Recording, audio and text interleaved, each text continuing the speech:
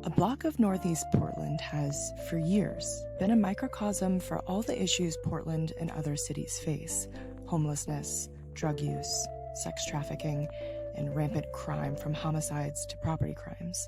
People who live in and around the area are looking for answers, but no one seems to have any. I'm Destiny Johnson, and this is Beat Check with the Oregonian.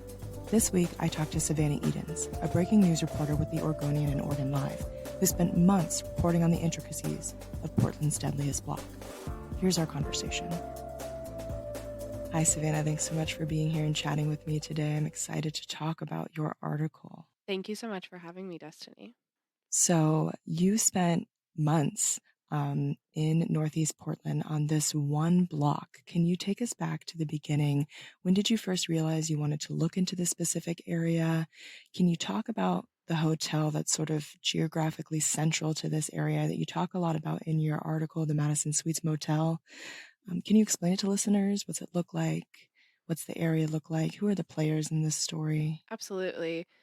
Um, I've been working on this project, which is probably the biggest I've ever done in my career thus far, just with all of the different elements. But um, I've been working on it for about 3 months, but I would say this story started long before that. So I'm a breaking news reporter on our public safety team, and I've spent a better part of the past year and some change covering the ongoing gun violence in Portland, and I spend a lot of time at homicide scenes. So taking you back in January 23rd specifically, it was a normal day. In the sense that I believe it was like a Monday morning, and there had been a homicide the night before, and so my job is to go out there and try to figure out what happened because often, we can't rely on the very little amount of information that the police give. And so, we go out and we talk to people and we scope out the area, even if it's many hours after. And so that was the case in this. So, um, on January 23rd of this year, Aaron Williams, who's originally from Clackamas, he was experiencing homelessness off and on, I later learned, through, conversations with his family, as well as addiction. And his body was found on the property of, at the time, it wasn't clear to me if it was even a motel. I thought maybe it was some sort of um, small housing units, like Section 8 kind of housing.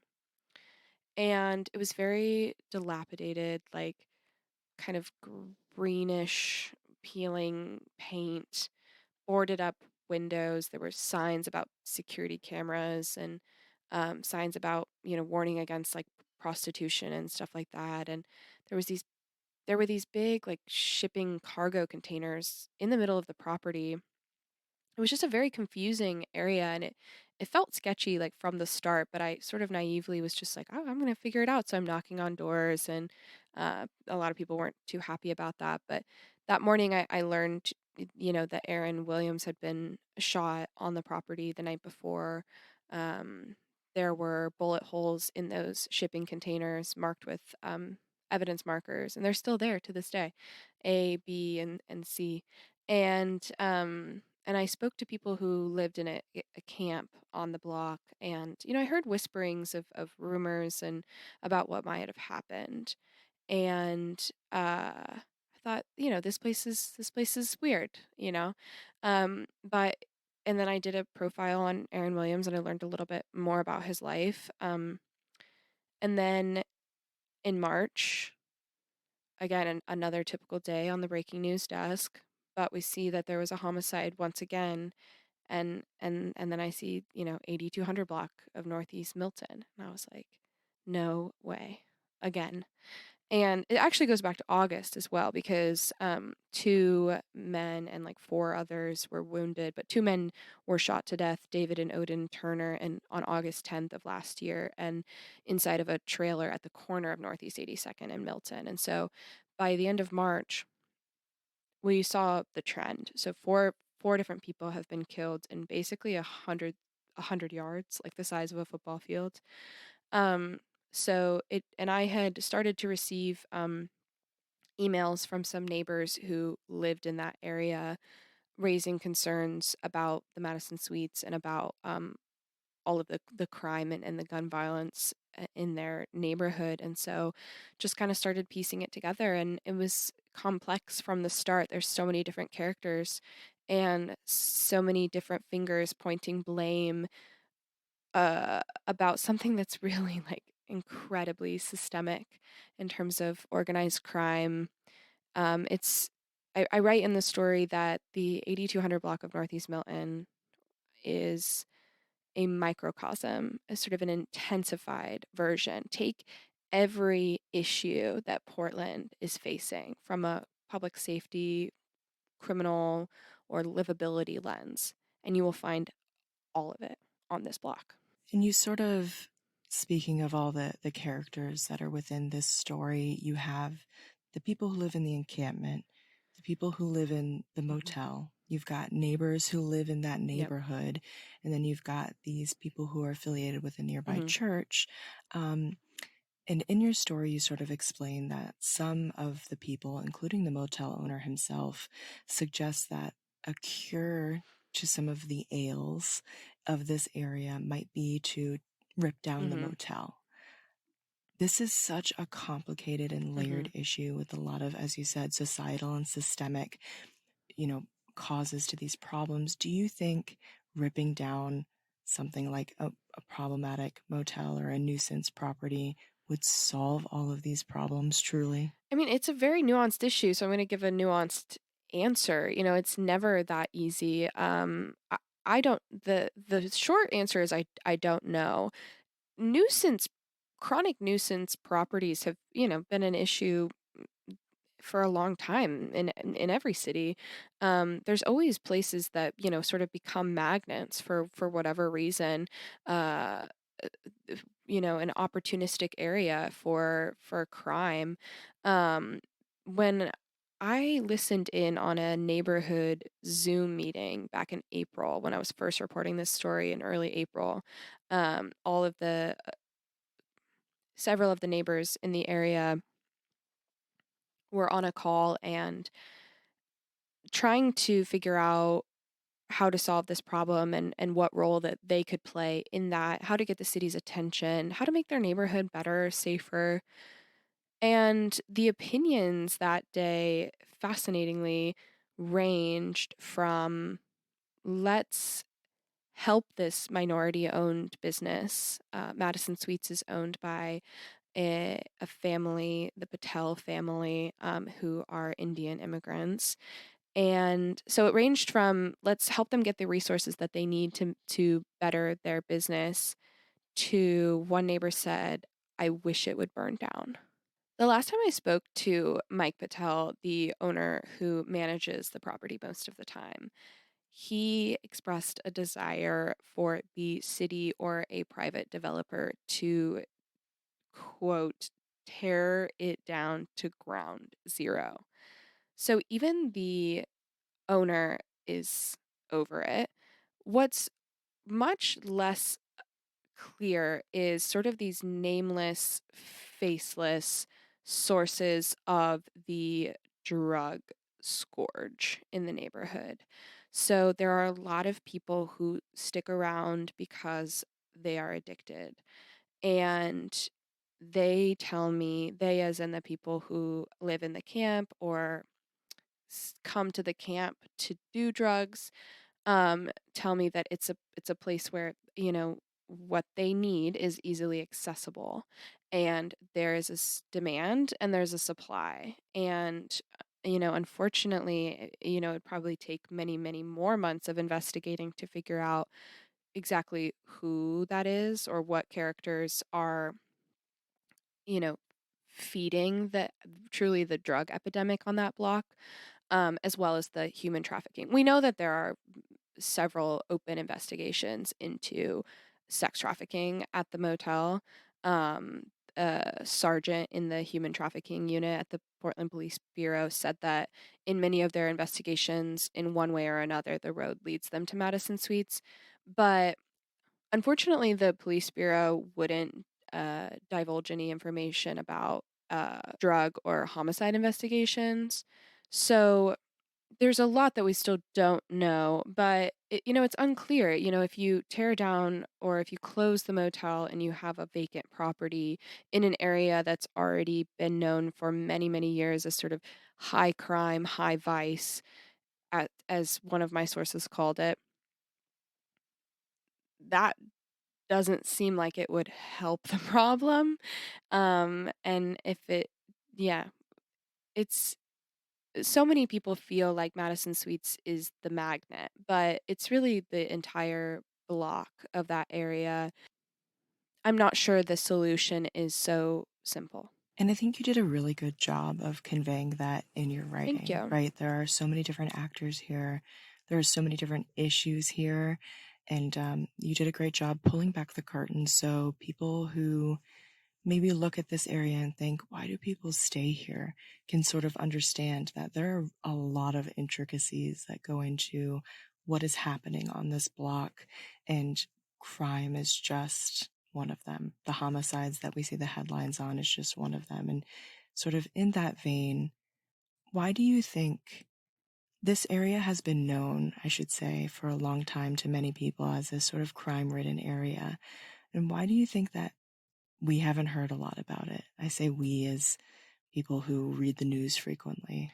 I think what's really fascinating about Northeast 82nd and Milton is that as a neighborhood, Madison South, where this, area sits in, Madison South isn't, according to police data, it's nowhere near the level of crime in terms of like shootings and homicides as other neighborhoods like Old Town, Chinatown, and Powellhurst, Lentz, like Mount Scott. Those are the areas where we know because we've heard, because there have been so many shootings.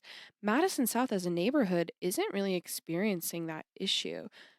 82nd Avenue is, and Northeast Milton, this one block, has seen 4 homicides. But I think the reason it's maybe not on people's radar is because in a broader sense, the amount of shootings don't compare to other areas of Portland. What's unique about this is that it's on basically one block, or you could bump it out to a few blocks where there have been other shootings in the area, like on Fremont, 81st, up on Sandy. But it's really, I think it should be on our radar and I think it should be getting everyone's attention. But when you're not so confronted or you don't have to see, an area like this every day, then it's not in your face. And I think it really speaks to what I enjoy reporting about, which is, livability issues and quality of life for everyone involved. It was really important to me to tell a story that wasn't just from the perspective of people who own homes or live in homes in this neighborhood, but by all of the human beings who are impacted by the violence and uh, the truly detriments to quality of life. Yeah, and I think that that is a really important job of a journalist. We're going to take a break here, and when we return, we'll continue talking with Savannah Eadens, breaking news reporter at the Oregonian, about Portland's deadliest block. And we're back here with Savannah Eadens to talk about her most recent story, Portland's deadliest block. In your story, we talk about how there's lots of different people involved, and one of those groups is a group affiliated with a nearby church. And these people come out and they talk to the people in the nearby encampment and they try to help. Um, if people read this story and feel compelled to help in this block or any other block in Portland, how might they be able to do that? I'm so glad you asked that because I think that the relationship that the folks at the First Orthodox Presbyterian Church, whose parking lot backs into Northeast Milton, the relationship that they've built, the community that they have fostered with other neighbors in the area, as well as the people who live in the camp, is probably the most inspiring and hopeful part of this story, in my personal opinion. So, they've been affected for a really long time. Um, Again, I think there's a broader interest for they want the neighborhood to look better and be safer because they have a church there and they have people coming in to go to church. And they spend a lot of time there. But for not living on the block like the neighbors do, they're really quite invested. And at one point, for a long time, the church people were sort of afraid of talking to people at the camp. And it was that fear that I think led to a misunderstanding. They were afraid to really work with the motel too because they just didn't understand what was going on. It just looked sketchy and unsafe. So now that they're forming relationships, they've actually, some of them are trained and certified to make referrals to services, to social services like, mental health and, addiction recovery, like by B Lakes, for example. So I would say that for other people in Portland who are living in an area where there might be similar issues, I think it's really important to be educated about what's going on in your community, the history of your community, and in Portland in general, like learn about the opioid problem, learn about read our amazing homelessness reporters coverage that really shows the nuances of life for unsheltered people in Portland. I think people are generally humans. We are more interested in the things that impact us. And in Portland, I think for the average person, that's maybe been like property crime, catalytic converter theft, car theft, you know, seeing trash or seeing camps and stuff like that. But there are deep and dark, um, incredibly sad, problems facing some of our most vulnerable people. But I think it's really important to connect and learn about what's going on in your community, connect with neighbors, other coalitions who can help. In the case of these neighbors, they connected with their neighborhood coalition because they didn't want to be like named in like a letter to the motel, and having someone speak on your behalf who has authority or reputation, seemed to be really effective. For a long time, like the neighbors and the people at the church were just reporting the trash or the camp or the open air drug use or, someone in crisis. They were reporting it over and over and over again to like PDX reporter or calling the police. And it was effective in like removing the camp, but it was just a band-aid. And I think everyone who's gotten involved in this area understands and realizes that there really needs to be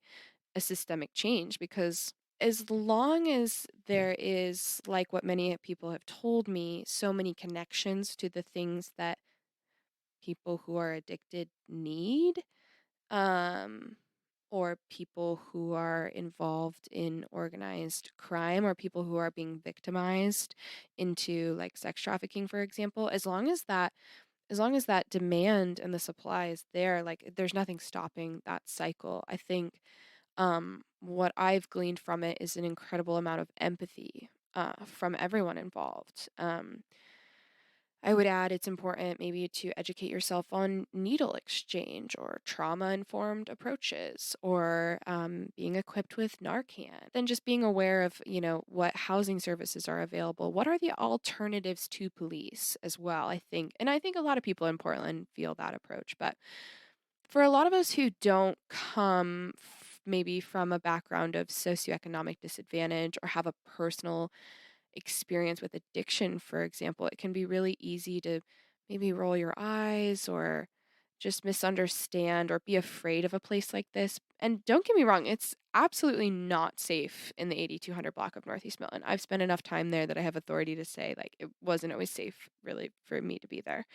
But it's incredibly unsafe for all the other humans, objectively, who are most vulnerable to ongoing violence, but it's sort of the pinnacle of violence, which is just bullets flying through the air. Um, I would just keep coming back to empathy, and that's in no way excusing what's going on in this block.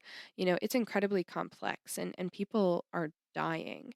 Um, but there also are a lot of comorbidities to crime that I think we overlook when we're trying to understand people's actions through a criminality lens and not through a human lens, which is that there are many roads and paths like poverty, substance abuse and addiction, mental health, lack of resources, the comorbidities that can kind of lead to that path. And I think it's important to take a step back and look at the bigger picture.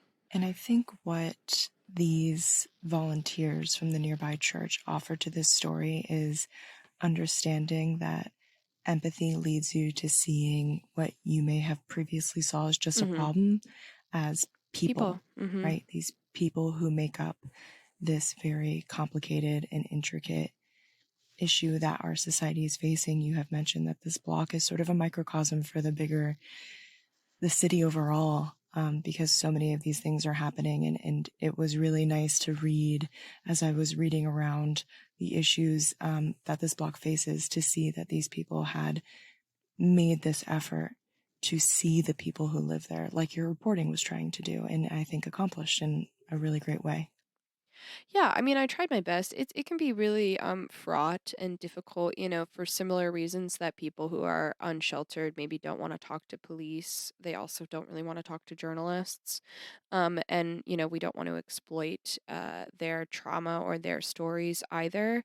Um, I always want to hear their perspective if they'll tell me, but they're also maybe not always safe to do so. There's a lot of fear here, and I have spoken to some people, and I've, have from sources with firsthand knowledge that there are many people on this block who have witnessed violent crimes and are afraid to talk about it. It kind of, in a sad way, leads me to my next question, which is, when we as journalists work on these long-term projects, not everything makes it into the story. We talk to so many people, and so many different stories can come out of it. Was there anything that sort of was left on the cutting room floor that you felt particularly inspired by or want people to know about?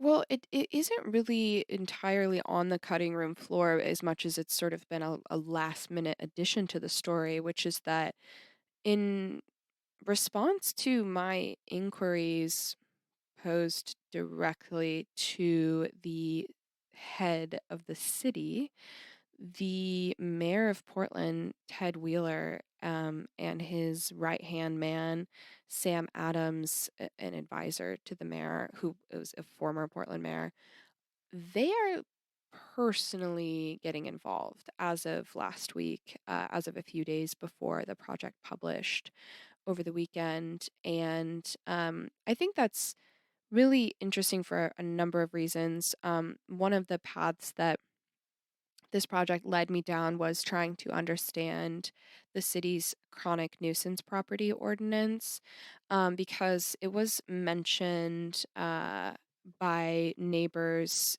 early on who were, trying to brainstorm solutions. There was a belief that it was still sort of a viable option to pursue, like, uh, keeping records of all the complaints and concerns in an area and building a case to file like formal chronic nuisance property complaint. And so it's a city ordinance that's been on the books for a while but hasn't been used in it like 5 or 6 years. And I think that there's a sidebar in the project. We call it sort of like an additional side story that goes into more depth. But because so much of it was open ended, there was always like this big question mark of like, what is the solution? Like, all of these agencies in the city, from the Portland Bureau of Transportation to the police to the Community Safety Division to, neighbor, like all of these, the Office of Community and Civic Life, they all know about this area, and they've all been contacted by the neighbors, and many have made some steps towards like trying to fix the problems, doing like site assessments, working with the motel owner. But it still kind of leads to really like one of your first questions, which is like, what is the solution here? Like, what happens to Madison Suites, or if something happens there, does that alleviate all the other troubles? But I think, yeah, it's just been really fascinating to learn that, like, the chronic nuisance property code, which has to basically be instigated by police, is no longer really used. The city cites like resources and sort of a change in policy, or like, uh, priorities. Um, at one point, it was a useful tool. Sam Adams told me, for um, addressing commercial establishments where there's a concentration of crime. It was never very effective or really the right tool for like residential properties, because like because of equity issues, really, like, for the city to come at you and fine you, for not upkeeping your lawn, for example, it didn't sit well with, the general population, because of, disability and poverty, and other things that might make it hard for someone to keep up with their property. But it's just fascinating to me that, like, we have these ordinances like on the books, and people, like constituents and residents, might think that they're still an option, and there's just like a major lack of clarity, and a general dysfunctionality in our city government, that leaves a lot of people just scratching their heads. The bureaucracy of it kind Yeah. of gets in the way of Yeah, the totally. the humanity element almost.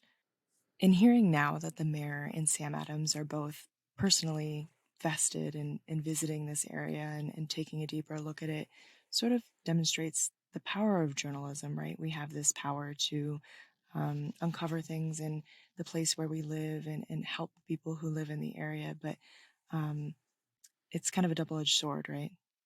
It totally is. Like, it really kind of caught me off guard, and they started making some headway, or some efforts there, like just a few days before my story published, because I was asking questions, and I would have never expected that. Like, that's not the goal going into a project, right? Like, to get the ball rolling on solutions necessarily, but it is about getting attention. And I just really wanted the opportunity to share a slice of life into the deeper systemic issues behind the gun violence, and